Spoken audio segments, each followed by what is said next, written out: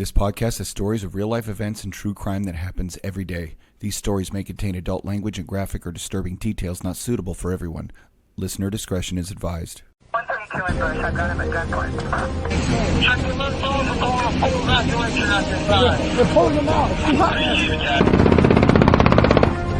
911. Advise ready for camp.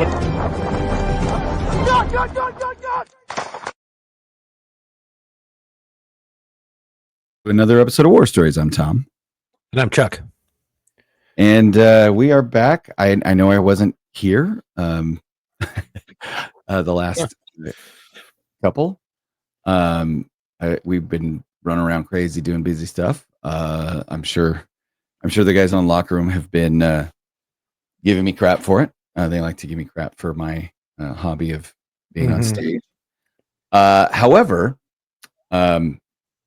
I will say this. We have been toying with for the last couple of weeks what I'm trying, because we used to release on Mondays.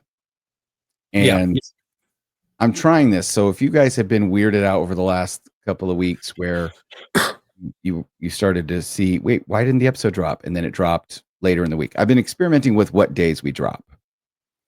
And I think I figured out kind of where we should land in moving forward. So we'll discuss this with on Locker Room, because we have to record. We're doing Locker Room tonight, as a matter of fact. So yeah, this is 3-4 weeks in the past. We did Locker Room live. Yeah, it's weird how that works. If we release our podcast, the War Stories podcast, on Wednesdays, then people will know. If it's Wednesday, go to YouTube, and if a new episode of War Stories is released that day, then that's the day you go to YouTube and you go and watch us do Locker Room live. So you could theoretically get 2 podcasts on the same day, but the Locker Room live is only going to be live. You're only going to see it if you join us on YouTube, because we won't drop it as a podcast until like Friday. Right?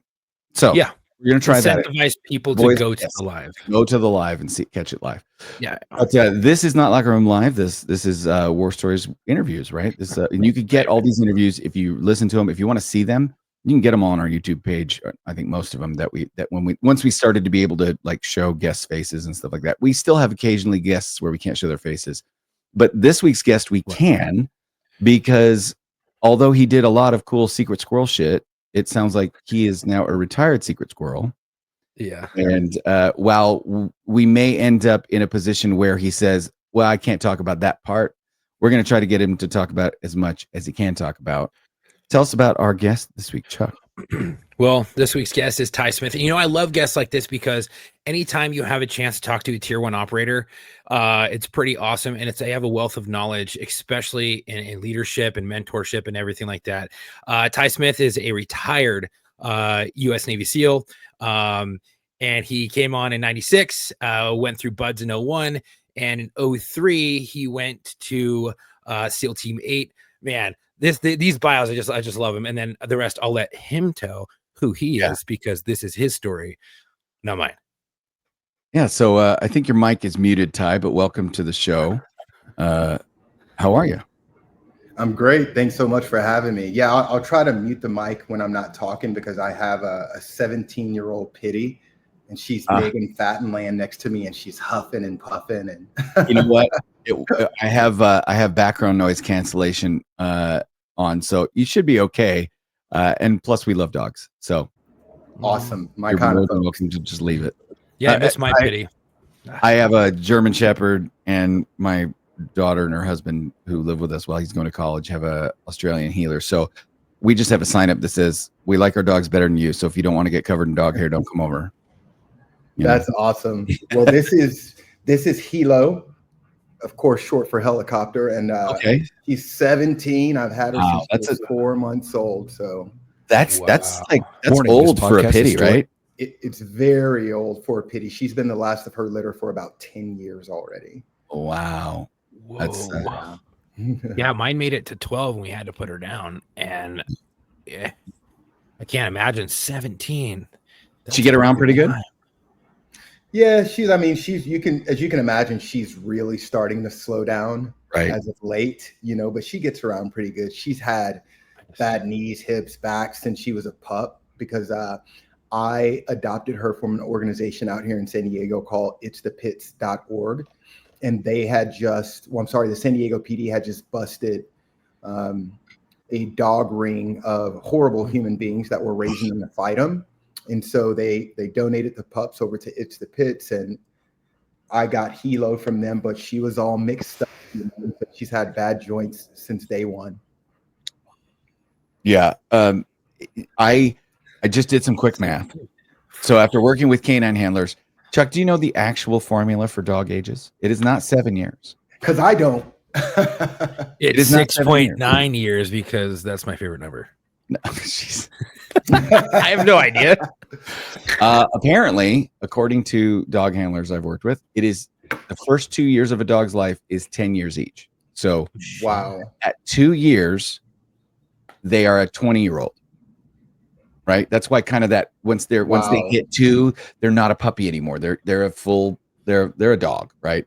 But a lot of dogs, 18 months old, they're still kind of exhibiting puppy behavior. Well, that's because they're about 15. Right.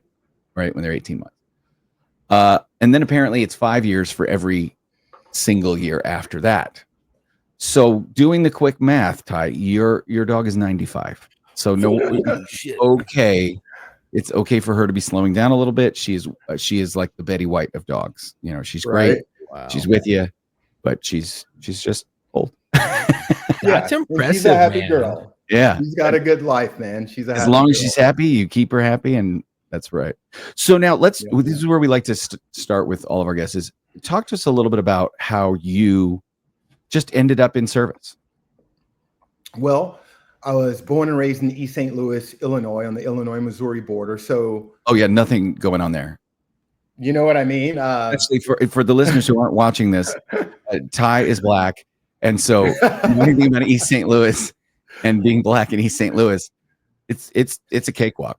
It's not a problem. It was so much of a cakewalk that as soon as I graduated from high school, I went down to Navy recruiter's office and was like, get me the heck out of here just as quickly as you can. It wasn't that I didn't love my home, because I did, and I still do. Home is home. I grew up in the Midwest. That's America, and I love it.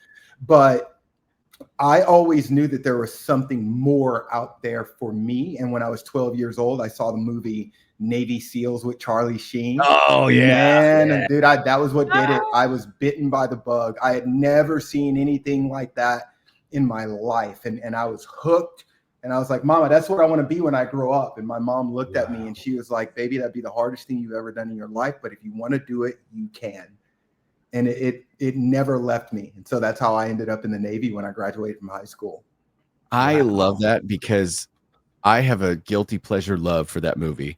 On Locker Room. So it's a beautiful movie, man. Tie on Locker Room, but we do the live show every week where we talk about kind of current events and our opinions and stuff.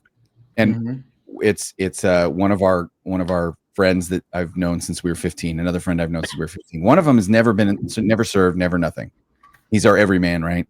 And then we have Matt. Matt's a Navy vet who ended up getting in trouble like a lot of vets after the Navy and going to prison, but then turned his life around. He's an EMT now and doing great stuff. Chuck is a veteran and he's a police officer. I'm, police officer. And we just kind of give it to you straight on what's going on in the world from those opinions. However, I will tell you that being that Matt and Marco and I grew up together, we all have a guilty pleasure spot for the movie Navy SEALs.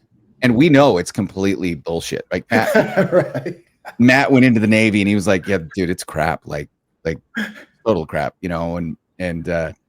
but I still love that. I don't know why I still love that movie. I just do. Yeah, it's fun. It's a fun movie. And my mom is a retired 27-year police officer in East St. Louis, by the way. Wow. In East St. Louis. So, okay. Whoa. So, I'm not kidding. My mom has been shot. My mom has been stabbed. She's been in the middle of breaking up gang brawls. Like, oh yeah, she's a bad lady. I wouldn't want to fight her. But people that don't know, I want to confirm that I got this right. East certified badass is actually in Illinois, right? Because it's just on the east side of the Mississippi. Right. It's not St. Louis, which is in Missouri. Exactly. It is the other side of the river, which is East St. Louis in Illinois. So Which is like when you have Kansas City that's in Missouri as opposed to Kansas City that's in Kansas. how far is that from Chirac? We're about 4.5, 5 hours south of Chirac. Yeah. Okay. Yeah. So my grandmother's folks, they all came up in the south side of Chirac. And then when my grandpa came back from World War II, he and my grandmother ended up settling down in East St. Louis, and he built the house that we all grew up in with his bare hands when he came back from that war. Yeah. But I mean, so let me ask: Did your grandfather? Where did he? What branch did he serve in? Army. Okay, so did his service? He started out enlisted and was field commissioned while he was in Germany. Wow, that's amazing. That's awesome. Field commissioned to captain. I actually have his old. Is it a Timex or Seiko? No, I believe it's a Seiko. I have his old Seiko watch, the one that he wore the entire time he was in Europe fighting the war. Wow. And I'm a watch guy. I love watches. Right now, I'm wearing a special edition G-Shock, but that is one of the watches that's my prized possession. I keep it in my safe. I don't even keep it in a watch winder because I just don't want it going anywhere. I love watches. I had my grandfather's watch. I just don't wear it because it's just I keep it as a keepsake. It doesn't work. Yep. But he was a bombardier in World War II. So did your grandfather's service influence you at all as well, or was it? But did it not enter into it? Did you kind of come to it on your own just from the movie? Honestly, it was the movie that was. Well, how do I say this? The movie was reinforcement. The first person that, because all of my uncles were in the military, like Army, Air Force, but I was very, very young. I was very little when they were in the military. So I don't even remember them being in the military. I just knew that they were. But my aunt, Sep, her husband, Kelvin, my uncle Poochie, who's the only of my uncles that are still alive, and he's my uncle by marriage, but they've been married for more than 40 years. He was the first man that I ever saw in real life in a military uniform. And it was the day, I think I was 5 or 6 years old. And it was the day that he escorted my aunt home to that same house we were all growing up in, where my granddaddy had built that house. And he was in his starched Army fatigues, boots. I'd never even seen anybody in uniform, let alone someone with shoes that shiny, and they were boots. And I mean, he had it, right? And he walked up with my aunt Sep. Again, I was 5 or 6 years old, and I watched him walk in the house and ask my grandpa for her hand in marriage, like real men did back in the day. Whoa! And that married her and took her to Colorado Springs. Oh, dude, is a day I'll never forget for my entire life. And so when you fast forward another 6 or 7 years, and I saw the movie Navy SEALs, like that was it. I was done. Yeah. So it's like, okay, people in uniform, yes, and then Navy SEALs, that, right? Well, and I think also it helped tremendously that my uncle Kelvin is just one of the best men I have ever known in my entire life. Again, he's not my blood uncle, he's my uncle by marriage, but for some reason, of all the men in my family, he was the one that gravitated toward me, and I gravitated toward him like immediately. As soon as he got out of the Army and they moved from Colorado back home to East St. Louis. And this is the guy that would take me fishing like every weekend, religiously. He would come to my football games, my wrestling meets. So he was really the guy that was like the father figure in my life. And so, I wanted to be like him. And that makes sense. Like, because, we always say, I got blood that ain't family, I got family that ain't blood. Right. That's right.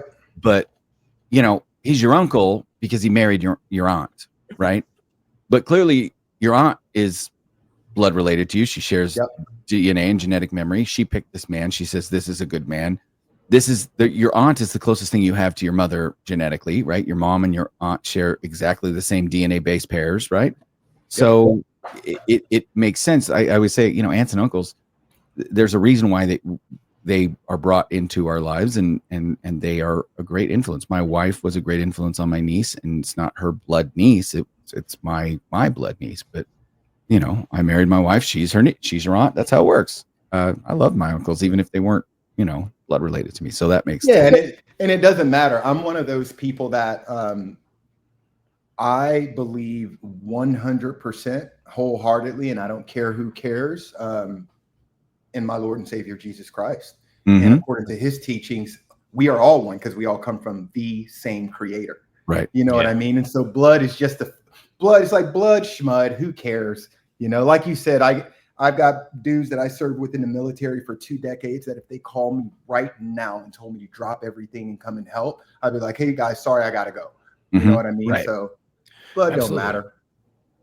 Yeah. Well, we totally, you'll find that this is a very friendly podcast to that concept. We talk about it all the time. I believe that anybody who gets into this profession, for lack of a better word, anybody that gets into service, you don't do it for the money. That's right. You do it because you have a heart for service.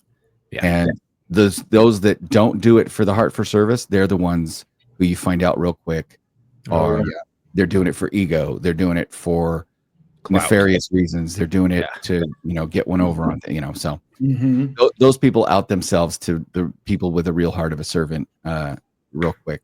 And I'll tell you this. So you may not know this, but you know, what we're basically, you know, the old expression, blood is thicker than water, right?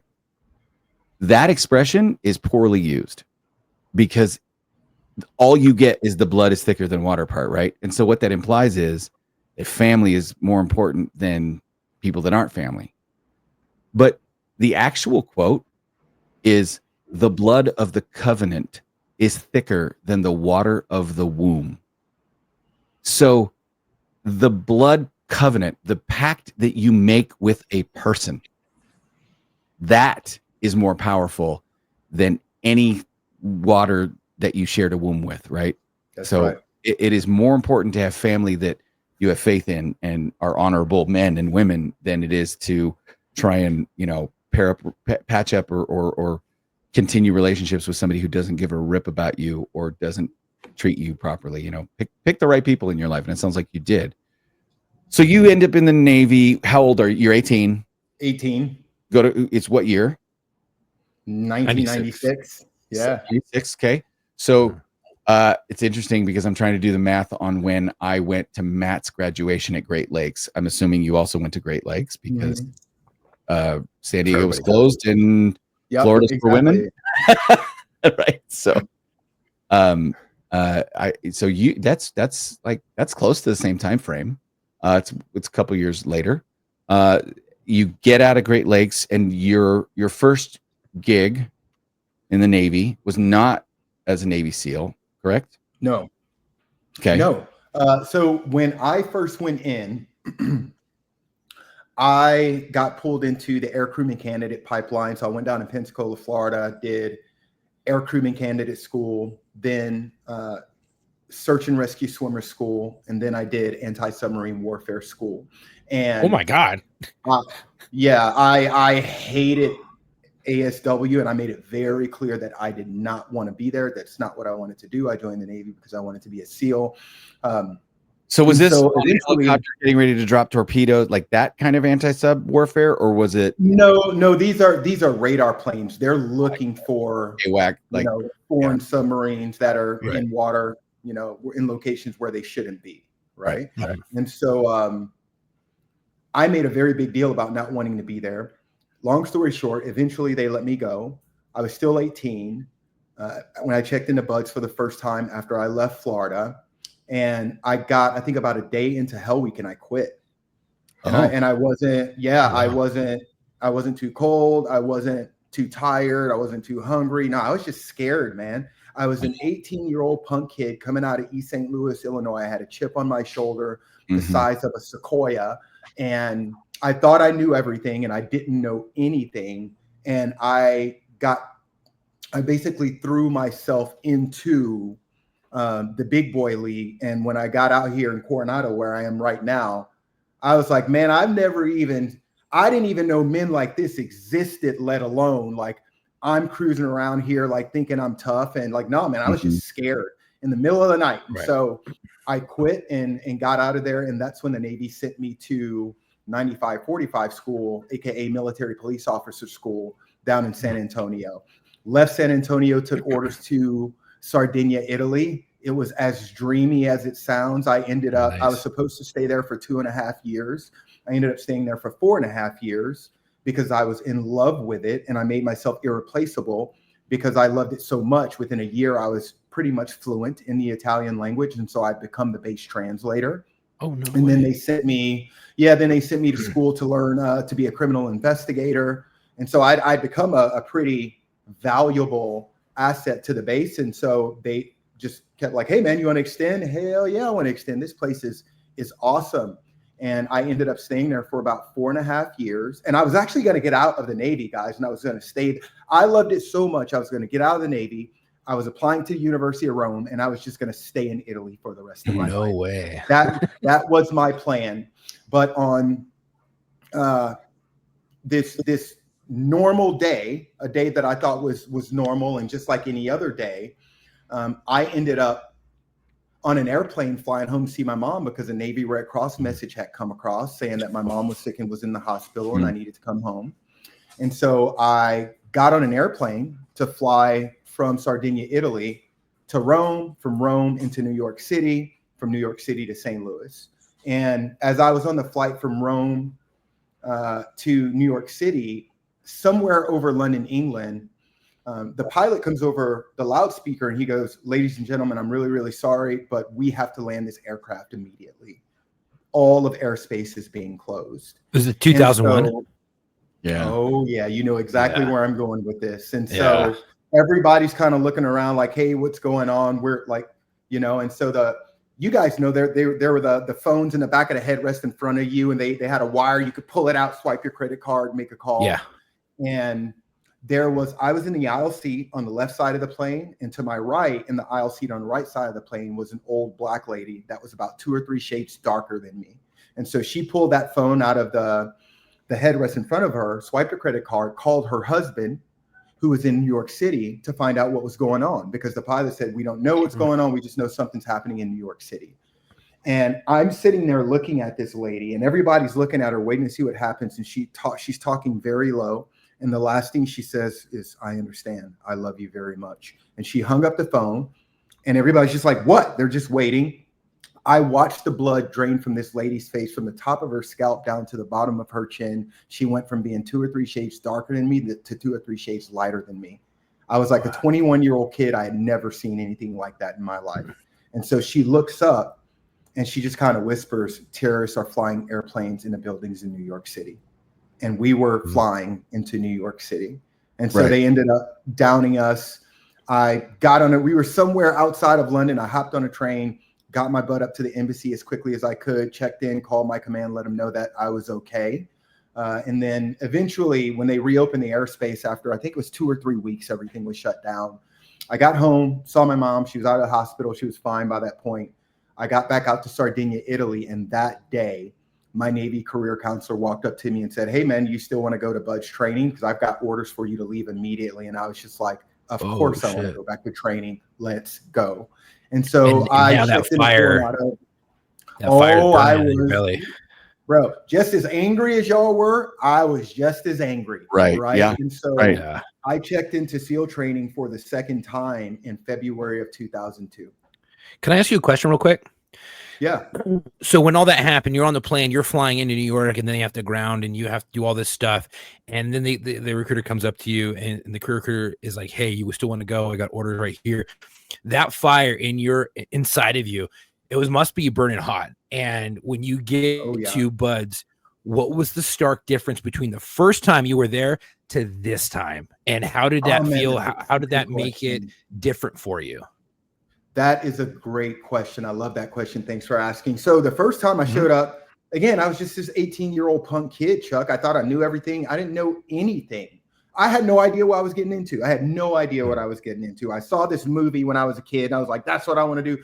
And that was it. And of course, I read every Navy SEAL book, played every video game, watched every movie, just like any other dreamer. But I had no idea what I was getting into. And so I didn't I took it seriously to the point where I knew I had to be in really, really good shape, but I didn't take it seriously up here and in here at all. Whereas the second time around, when I showed up, not only was I angry and like beyond angry and like put me on a plane to go defend my country right now, but also I knew that, hey, this is really serious right now. And in fact, the night that I checked into the Naval Special Warfare Center just right down the street here, it was about 2 o'clock in the morning. There were 2 other trainees that were on duty sitting behind the desk to check me in. And then there was one instructor on duty, and he came out. And when I tell you the air was on fire, the atmosphere was on fire. It was one of the most serious tones I had ever felt in an atmosphere in my life. And he walked out, and he must have only said like 6 words to me, took my orders, looked at him. He looked me in my eyes like I was a man, and he spoke to me like I was a man. He said, "You know why you're here, right? You know what we're getting ready to do, right?" "Yeah, roger that." "All right, be a man, go do it." Gave me my orders and had him check me into my room. And I sat in my room thinking about what he had said to me. And I knew that without him actually saying it to me verbatim, I knew that what he was saying to me was like, hey, we're going to war. You're volunteering to go fight on behalf of this country. Are you sure you're ready? And this is what you want. And I knew I was in the right place. And I knew that there was just no way in hell they were going to get me out of there. They would have to drag my dead, lifeless corpse off that beach before I rung that bell again. Well, we all know like the expression, your mind will quit 10 times, 100 times, 1,000 times before your body will, right? That doesn't mean you can show up to buds with, you know, a blood type of Rocky Road and, you know, a BMI of 7,000, right? Like, you have to be ready for what's coming. But that being said, it does come down to where your mind's at. If your mind ain't right, it doesn't matter how good a shape you're going to be in. There are guys that have gotten through buds and they're not in the best shape of anyone in the class. There are studs that come out there in peak physical condition and they ring that bell quick because it is a mental game. And it sounds like your heart was in it was in the place it needed to be. And which is probably actually great, because if you'd have gone through it the first time and made it, things might not have worked for you the way they worked. You know, God's timing is perfect, right? So you went when you needed to go and you made it through when you needed to make it through. And it's interesting because the conversation you're talking about is similar to the last dinner party I had with the family before I started the police academy. My old man had been a cop with LAPD, and at dinner he looked me in the face and he goes, "Hey, I got to ask you something before you start the academy." I said, "What?" And he goes, "Can you kill somebody?" And he just blunt, "Can you kill somebody?" And I said, "Yeah." And he goes, "How do you know?" And I said, "Just because I've never questioned it. If it needs to be done, it needs to be done. I understand why it needs to be done. I don't have any problems with it. I don't look forward to it, but it is what it is." He's like, "Okay." And it was because he wanted to know that I had wrapped my mind around that very question. And it sounds like that first person you met who took your orders wanted to know that very same thing, is, are you here for the reasons that we need people? Because if you're not, just turn around. Oh yeah. And little did he know, I was there for exactly that reason. Yeah, absolutely. You know, and dude, so, yeah, it was just, Dan, that time it never, and that time around, like, it literally not once ever even crossed my mind that, hey, I'm not going to make it through training this time. No, I was just fired up and happy to be there every day. Right. Mm-hmm. If I die or become physically incapacitated and you have to drag me off the field, fine. But that's it. I'm not doing it but that's the only way. Yeah. You're going to have to make me. Yeah. And the way you said that, brother, I mean, that was fucking gave me chills, man. That was fucking awesome, because I can tell the fire in your stomach. Then you still have it when you tell that part of that story, and you're like, I'm like, dude, makes me want to get better and re-enlist and go and do cool shit. That's right. Our bodies won't do it anymore, Chuck. I want to. So we had an incident. I know, right? Like, we had an incident up here recently. I'll tell you about it after we finish. But we had an incident up here recently that was a critical incident, made national news. And my job is adjacent to police work, but it is not police work. and I deal with cops a lot for my job. And I had a guy coming over to my house to help me with a project around the house. And he was like, hey, I can't make it. I got to go respond to XYZ. And I said, and my instinct was to say, where do you need me? Right. And then I was like, damn it, I don't do that anymore. Like I'm the old guy, it sucks, but it's a young man's sport, and I get it. But at the same time, your expertise, your mind, the things that you carry now in your heart, you can pass that on. Right. And we'll get to that because that's one of the things you're doing now with Hero Consulting. But it's called War Stories. And we would be remiss if we didn't ask you at least, like, so you saw the movie Navy SEALs. You had this picture in your head. Did anything you ever did ever live up to the movie, or was it cooler? Oh, it was way cooler. Way cooler.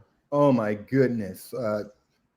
Way cooler. I mean, again, I got to deploy to Iraq and Afghanistan 6 times, Wow. 2 deployments with SEAL Team 8, 2 deployments with SEAL Team 8, and another 3 deployments with SEAL Team 1 and 1 deployment with 6. And so I got to do everything that I had dreamed of doing. And the good part about it is that I didn't have to do any of it from the water, right? All of my fighting was either in the streets of Iraq or the mountains of Afghanistan, which is where I wanted to be. Right. Did you get to do some halo jumps into I hot did zones? Plenty of jumps. No. I did plenty of training jumps. I never got to jump into a real world combat jump. Now, I'm sure you've seen the show SEAL Team, right? Mm-hmm. It's actually pretty good, man. Like all of the actual SEAL Team guys that I know, they're like, yeah, man, it's pretty. I can't really say anything about that one. It's actually really like good.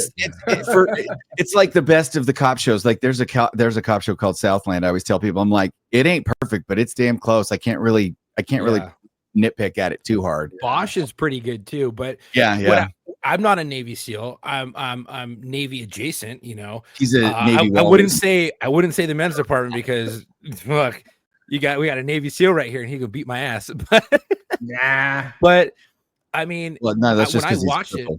Yeah, that's true. My back's fucked up. When I watched it, I was like, this is pretty accurate. And then I talked to him, he's like, that's not accurate. I'm like, you're just jealous, bitch.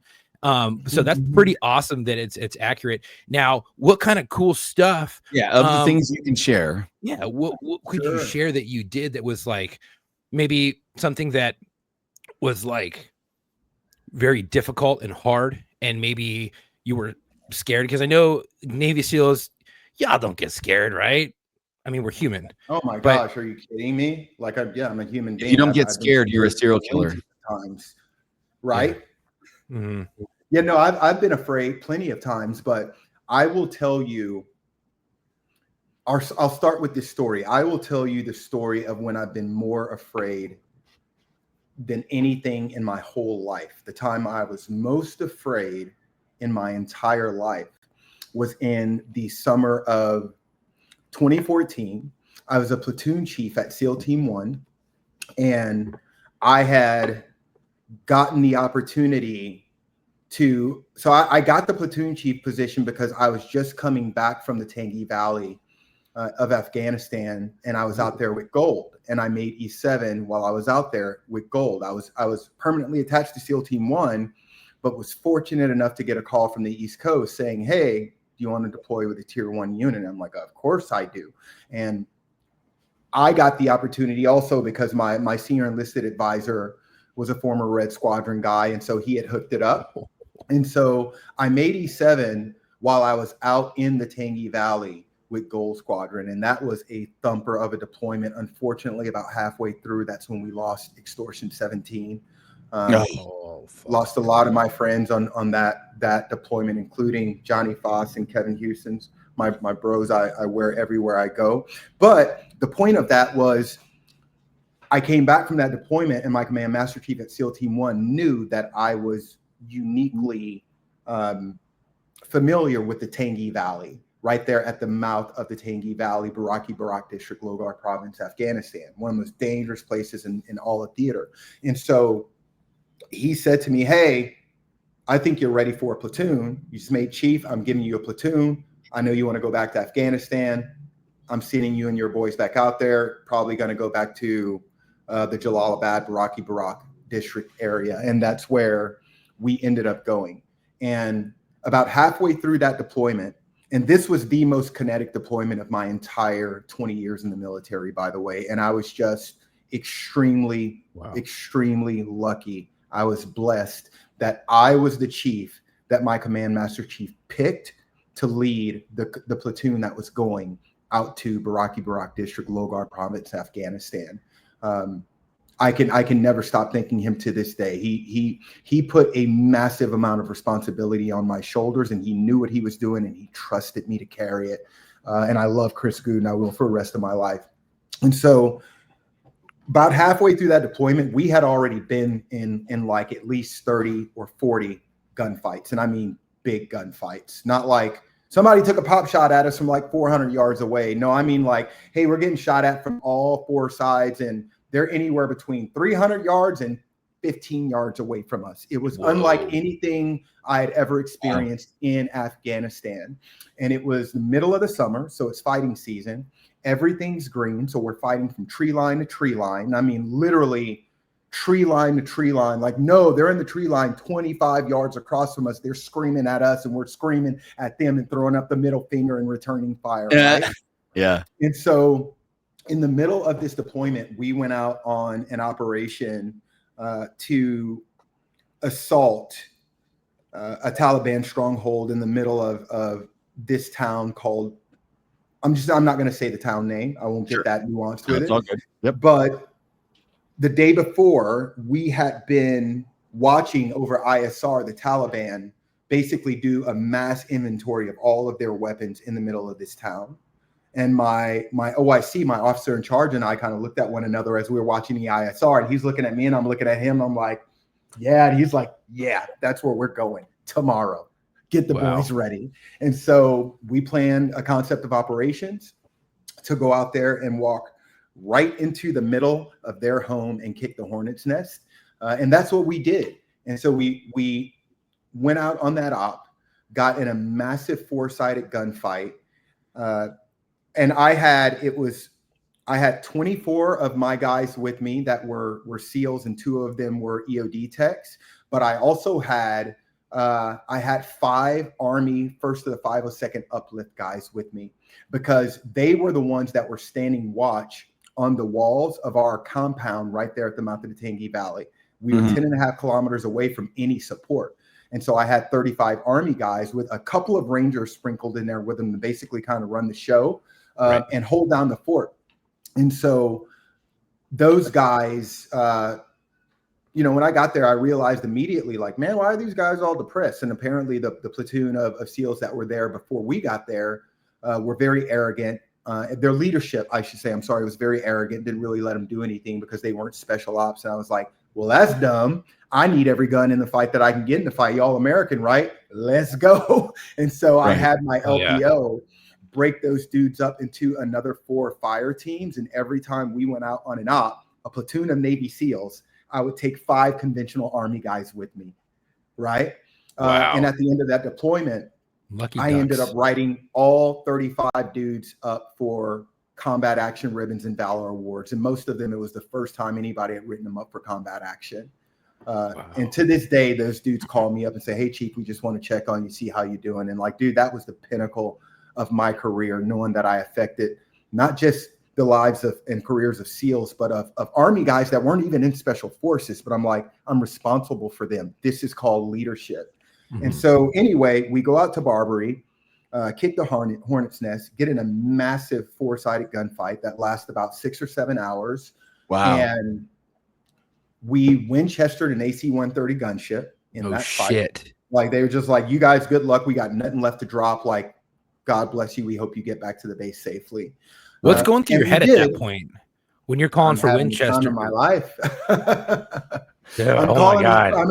Well, fortunately for us, it was us operating in that area, and there was an Army ODA unit that was operating in the area, and that was it. So every time we went out on an op, which was every other day on like clockwork, we had a tier 1 stack of air above us, AC-130 gunships, A-10 Warthogs, fast-moving jets. We had Apaches, Cobras, and we were getting in so many fights and having so much fun doing it that by that time in the deployment, the Army pilots were literally getting in screaming matches with one another to see who was going to fly to support whenever the guys from Baraki Barak were going out, because they knew we were going to get after it. They knew they were going to action some targets if they were going out to support us. So just because we Winchester the AC-130 gunship didn't mean that we were asked out. We still had a bunch of air overhead, and that gunfight. It was one of the coolest things I remember about that gunfight was the Army staff sergeant that was with us, and he was this massive dude, and he was he was like a big old teddy bear. Was it Reacher? What's that? Was his name Reacher? No. Yes. Find somebody that's not cracking a Navy SEAL movie joke, but an Army movie joke instead. I love it. Or an Army show, right? And so, well, you said he was Army, so his name's got, if he's massive dude, it's got to be Reacher, right? It's got to be. So in the middle of this gunfight, I am down in a ditch, moving forces around, making sure my boys are okay. And he comes running over to me in a hail of gunfire, right? This big old dude is running over. I'm like, get over here, get out, get out, get out. He gets in the ditch, and he's got this massive smile on his face. And I'm like, you okay? He's like, yeah, Chief, you don't understand. I just got my first confirmed kill. I just smoked 2 dudes that were trying to flank us over. And he literally runs over to me in the middle of a hail of gunfire because he's so excited. He just got his first confirmed kills that he just can't wait to tell me. You know what's funny is I think of that scene in Band of Brothers where there's a lieutenant who later gets promoted to captain, and he's like, there's a team on the other side of the village that needs a message, and he's like, okay, what's the message? They're like, well, we need to tell him this. He goes, okay, and he takes off running down Main Street as bullets are hitting next to him. He delivers the message. He goes, what's your answer?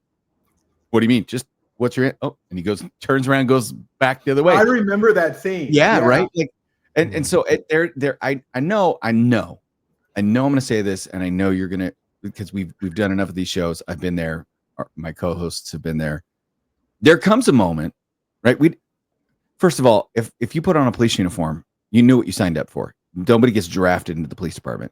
And when it comes to the military, nobody gets drafted into the military anymore. Anyway. Not anymore. Yeah. Especially, you don't get drafted into a tier 1 team. No special ops, no operator, nobody, right? So when you put on, it's the line in Braveheart where they decide to go to war, and the guys that are listening to William Wallace, he says, I'm going to pick a fight, and all his leaders say, well, looks like we didn't get dressed up for nothing, right? Like that's kind of, there's this, your buddy signed up, you signed up, you pay, like this is what we came here to do. You don't want to not do the thing you're trained to do, right? But there also is a moment where you go, well, this might be how I die. And if so be it. I'm going to go out the way I want to. Like a man. Yes, you make peace with it. Again, you're going to have to drag my lifeless corpse off the battlefield, and I promise you, I won't be going by myself. Right. My favorite one I've seen in a long time, and I want to have this turned into a shirt, but Chuck knows the environment I work in now, it would not go over well. It was something I saw that says, I came into this world kicking, screaming, and covered in somebody else's blood, and I have no problems going out the same way. I love that. And I just, was there not, correct me if I'm wrong, there must have been a moment where you go, you know what? Okay, this might be the day. Well, so I'm getting to that because that was just the first gunfight of the day. Oh, well.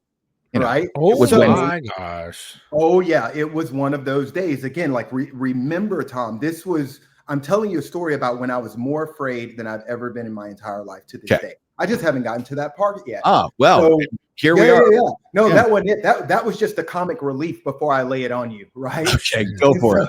And it's funny because I'm going to finish your part of the story now. So I'm like, yeah, that's great. Get back in the fight. So he's like, okay, he gets up and he runs through a hail of gunfire back over to where his fire team is. And I was just like, could have stayed right next to me, bro. But anyway, all good. And so we get out of that gunfight. Like we with the ever-loving you-know-what out of the Taliban, we end up extracting, getting out of there. And as we get back to where our vehicles were staged, we get on the radio and we're letting the SOTA, the Special Operations Task Force, know that like, hey, we're good to go. We're getting ready to head back to Combat Outpost Baraki Barak. The commanding officer of the SOTA gets on the radio and he was like, negative, Chief, Lieutenant, I need y'all to come over to Fob Shank and debrief us on the fight that we just listened to y'all have for the last 6-7 hours. Because Fob Shank was only like 10.5 kilometers away. So if we needed help, like we were a ways away, but it's close enough to where if somebody's in a massive gunfight and bombs are dropping 10.5 kilometers away, you hear all of it, right? And so it was such a massive fight. And again, we Winchester and AC-130 gunship for Pete's sake. And so he said, hey, I need y'all to come over to the SOTA and debrief us on this fight you just got out of, right? Come and tell us a war story. And so that's what we did. We went over to Fob Shank. And to get in and out of the Tangi Valley, it's one way in, it's one way out. And it was Route Georgia. And in fact, our entire, our objective for that deployment was to pacify the Tangi Valley so that the Taliban stopped blowing up convoys on Route Georgia, because that's when the retrograde had been ordered. That's also why we were the only ones there fighting. Nobody else was allowed to go out and fight because we were trying to retrograde out of Afghanistan. And as the convoys were coming out of Route Georgia, they were getting blown up. And so the SOTA basically said, hey, go out there and kill all the Taliban so that they stop killing Americans. We're trying to get out of here, right? And so we get over to the SOTA. We do our thing. We talk to the Command Master Chief, the commanding officer. We give them the debrief. It was great. High fives. They, were very happy with our work. And so I'm looking, and it's the daytime, because again, remember, this is when the retrograde was happening. President Obama was locking down rules of engagement. He made that tremendously dumb rule that even special operations couldn't do nighttime raids, right? And you had to take a partner force out with you. And so we did all of this fighting in broad daylight, by the way. We walked into the middle of Taliban country and said, hey, we're here to fight. Let's go. In the middle. We took away our secret weapon. We own the night. We're like, nope, even playing field. Here we are. Let's throw down. And so as we're getting ready to leave Fob Shank, because I am getting on my boys in my OIC, and I'm like, hey, sir, we got to get out of here. I don't want to be on Route Georgia when the sun sets. If it gets dark and we're still here, we're staying the night at Fob Shank. All right. So if you guys want to get back to your hooches, like, we need to go. And so after about 15 minutes, I'm like, hey, what's going on? What's taking so long? Why aren't we loaded up? And so I get on the radio with my LPO. He was like, I'm waiting on a fire team. I'm like, well, where are they?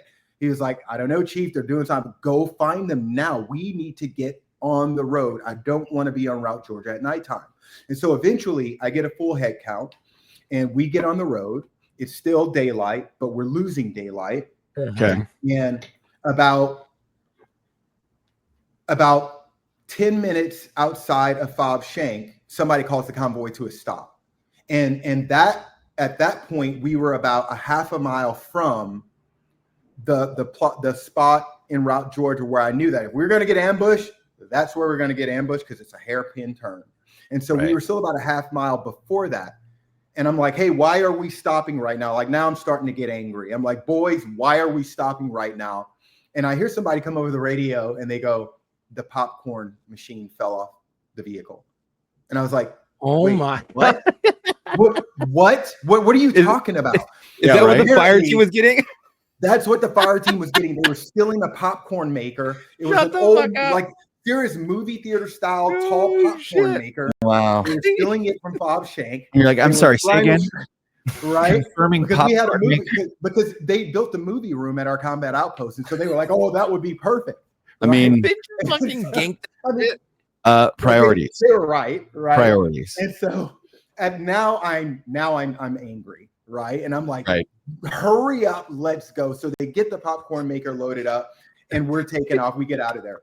As we're coming, now we go into the hairpin turn. We come out of the hairpin turn. We're going to the left, which is for us now. We're starting to travel to the northwest. And so on our right, high terrain, all mountains. I don't like it.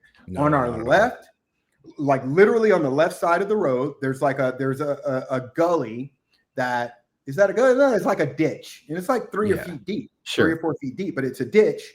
And then right on the outside of it is a tree line, and then about another 100 yards behind that tree line is another tree line.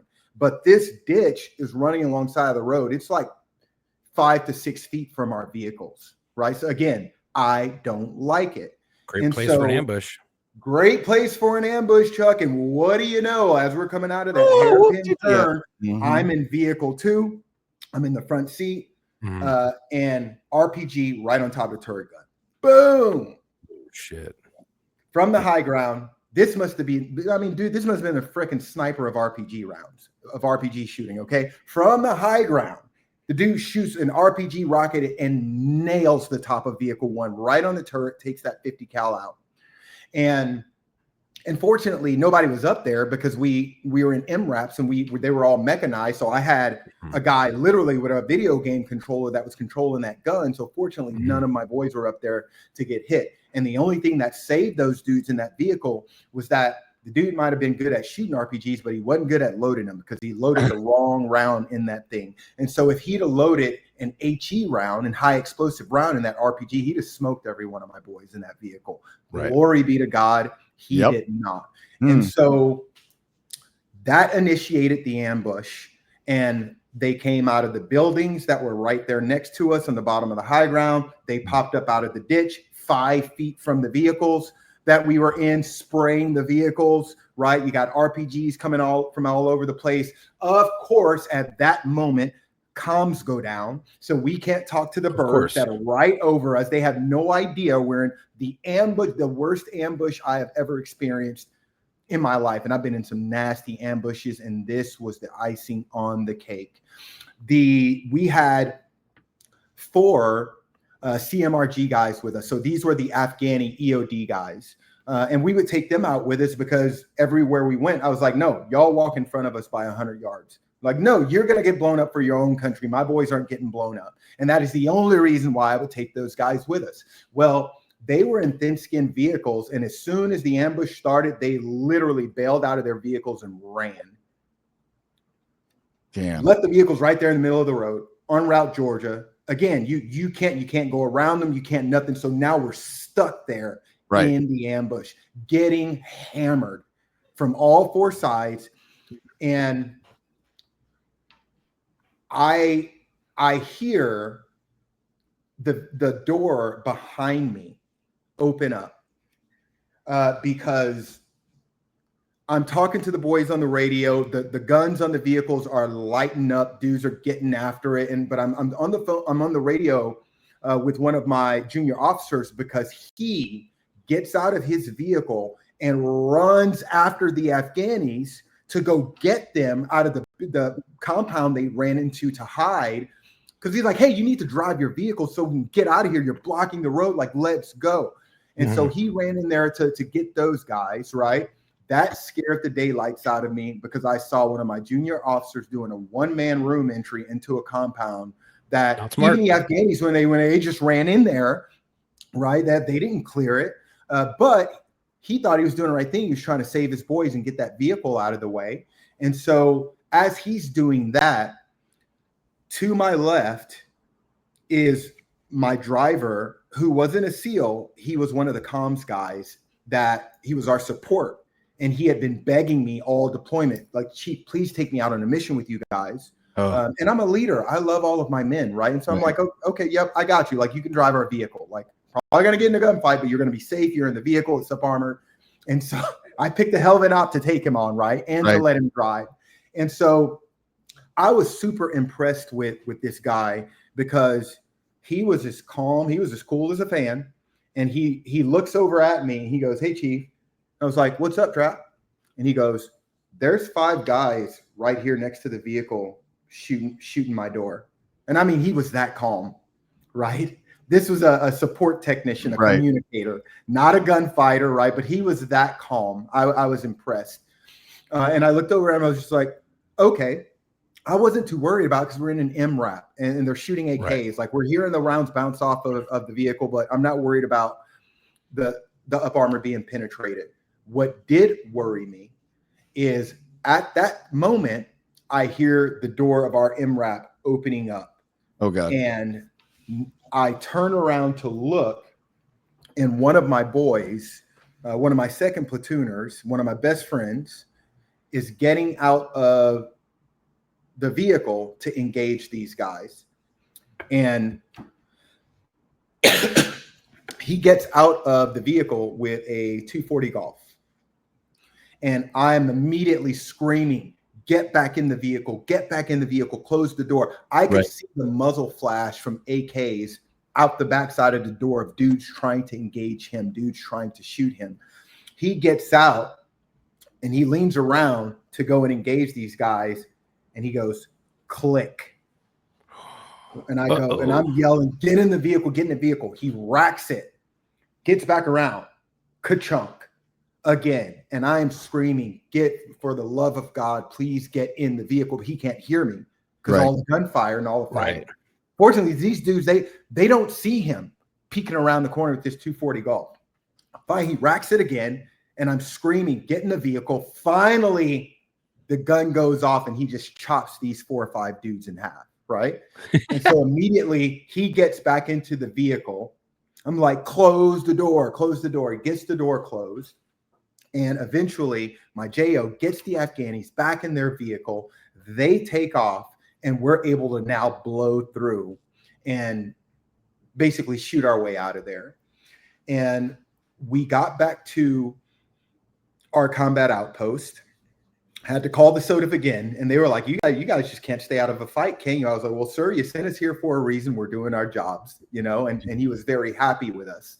But when we got back to the combat outpost, we would sit down and debrief every op in that movie room, right? And so it's like, "Hey, man, if after you finish installing your popcorn maker, bring all the boys in here so that we can debrief this op," right? And so that's what we did. And it was the most serious talk that I had to have with the boys that whole deployment. And I sat in front of them, my EOD chief, Chris Bear, Angry Bear, who's retired now too, sat down in front of them, my LPO and my third chief. And we just told them stories of witnessing our friends die and how it affected us. And we reminded them, because most of my platoon were all brand new guys. They were in their first deployment. They had never experienced combat. They're not only were they ready to get after it, but like they didn't know what they were getting into, because they didn't know, like, "Hey, man, yeah, war is ugly. It is ugly. It is hell on earth. Bullets are real. They will kill you. You step in the wrong place because you're not, being situationally aware. You will die, and your friends will get blown up too." You know what I mean? And so I'll be completely honest with you guys. So I kicked it off, and I will be completely honest with you guys. I couldn't hold my emotions back.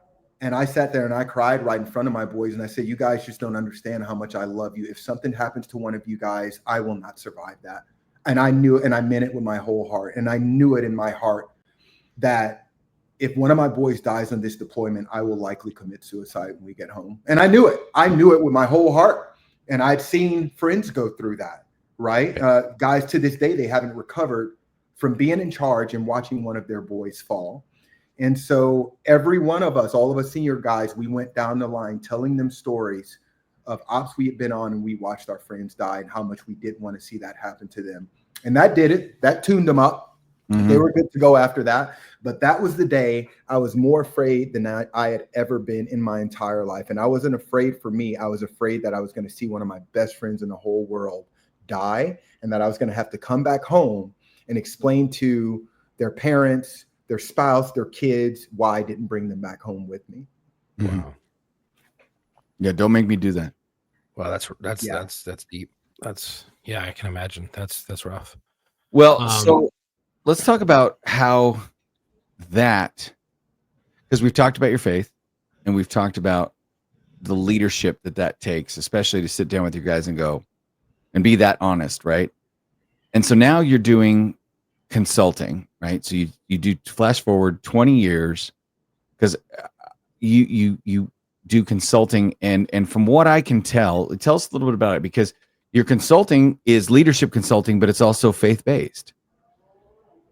Yeah, so I want to work with a very specific persona. I want to work with men, and I want to work with men that love God and understand that whatever it is that they're going to do, if it's really important to them, they better give it to God first. Right. And I want to work with men that want to be entrepreneurs, because I think God wants us all to be entrepreneurs.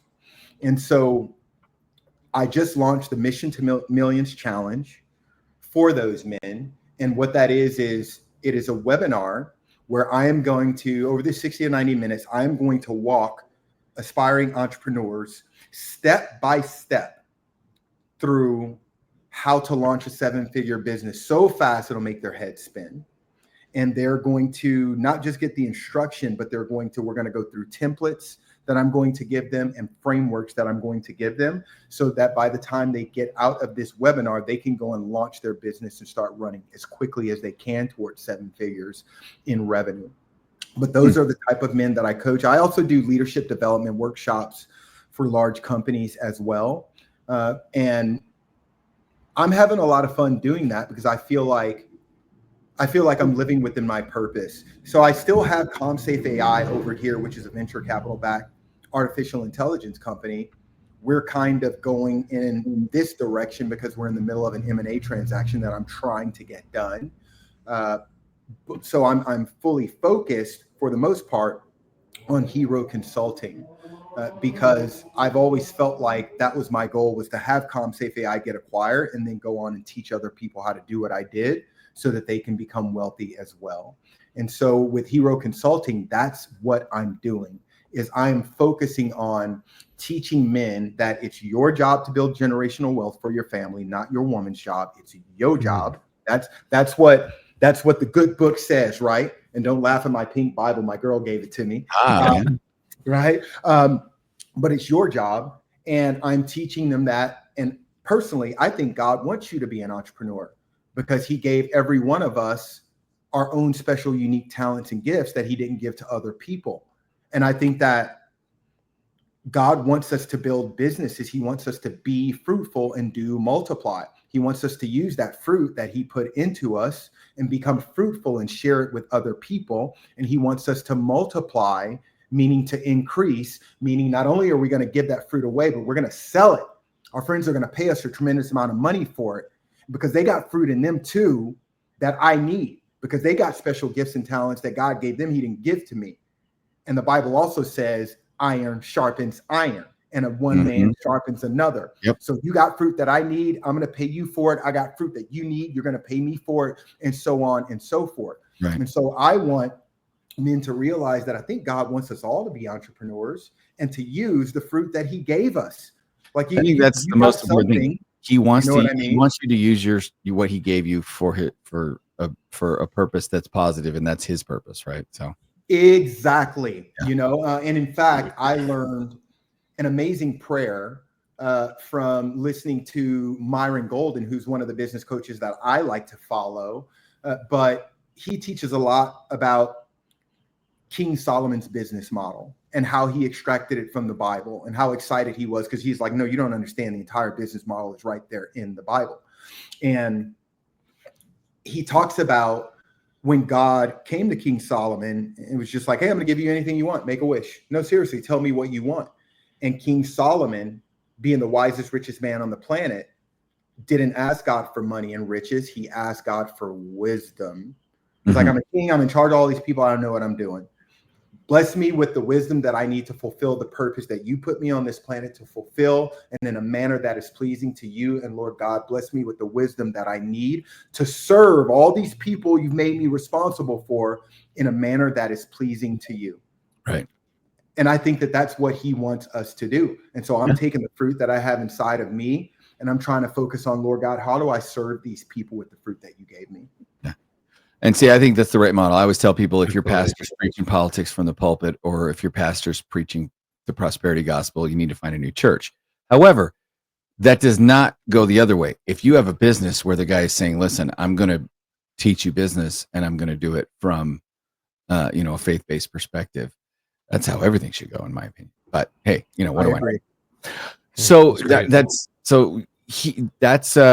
has launched. That is something people can get now. Absolutely. It's, Hero Consulting, but it's Hero, Hiro, and you can get it at www.wearehero, again, hiro.com. And then you are also on the socials, right? Instagram and YouTube. People can find you at Coach Ty Smith. And then LinkedIn. Yeah. And it's actually Ty Smith 31 at the end of the end of the LinkedIn link. But I'm also at Coach Ty Smith on Instagram. We changed that and it didn't change. Let's try it again. Let's see. There we go. Nice. Anyway, so there's all the communication information. And it's been a blast having you on the show. We would love to have you back. We should have Ty come on Locker Room. I would just love to. I would love to.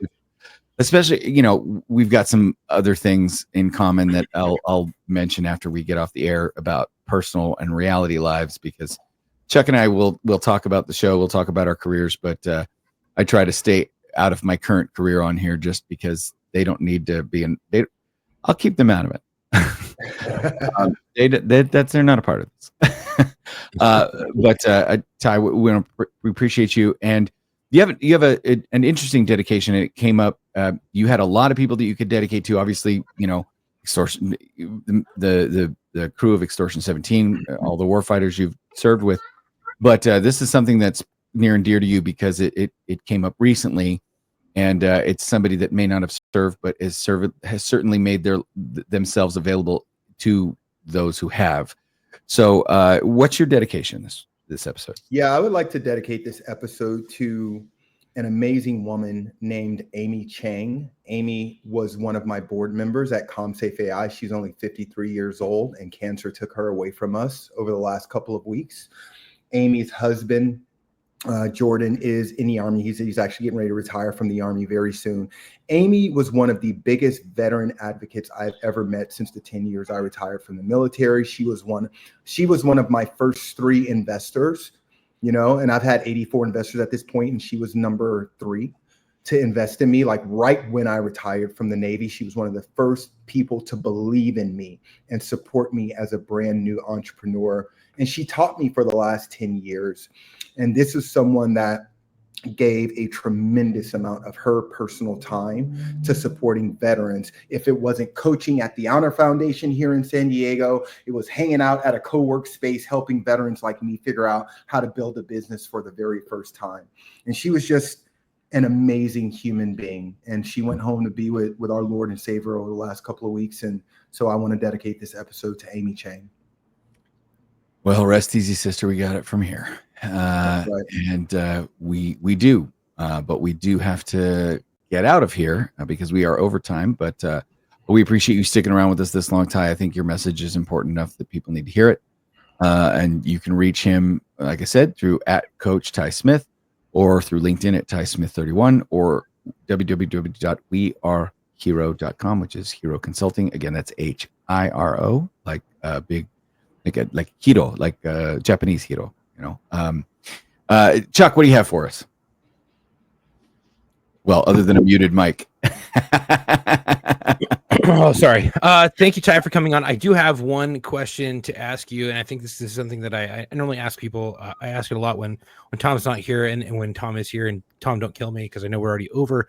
But I think this is important for people to hear. Maybe this is a little bit of advice that you can give some people. You've been through a lot. You've been through a lot of firefights. You've been through a lot of trauma. You've been through a lot. What keeps your mind solid? And if you could answer it quickly, what keeps your mind solid after everything that you've experienced? My Lord and Savior Jesus Christ. I'd be absolutely lost without him, man. Absolutely lost. I had a chief that he says, well, we experienced a traumatic event, and he said, word of advice. He goes, people have asked me, how can you do this job and stay a Christian? He goes, how can you do this job and not? Yeah. So is what it is. So that's very powerful. And I want to say thank you again, Ty, for coming on. Thank you all today for tuning in. If you enjoyed today's episode, make sure to follow us on Instagram at war_stories_official and our Facebook at War Stories Podcast. If you're already following us, we'd really appreciate it if you could share all of our posts. Help spread the word. You can also check out the link in our bio on both platforms to find all of our social media, our media links, our website, and our podcast is available on all major streaming platforms, including YouTube. And on YouTube, make sure to hit the notification bell, like, comment, all that stuff, subscribe. That way, every time we drop a new episode or we go live, you get notified.